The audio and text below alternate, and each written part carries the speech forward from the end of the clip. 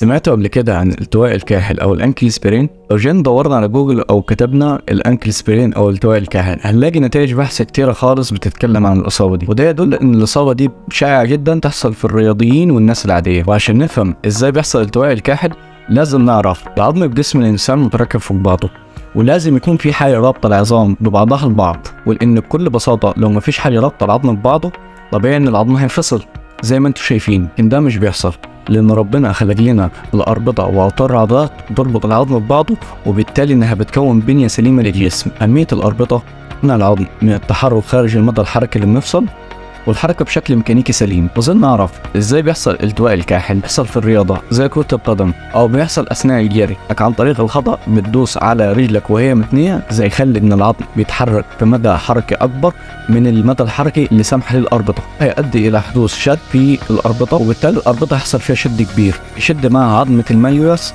وده هيؤدي الى حدوث كسر. الكسر ده طبعا ممكن يحصل على جهه واحده او جهتين. لو كان التواء خفيف وما حصلش كسر يرافقه ألم بسبب التمدد اللي حصل فجأة لربطة القدم، ده يكفي تثبيتها بمشدات خاصة أو جبيرة زي اللي في الصورة دي، وده طبعا تحت استشارة الطبيب المختص.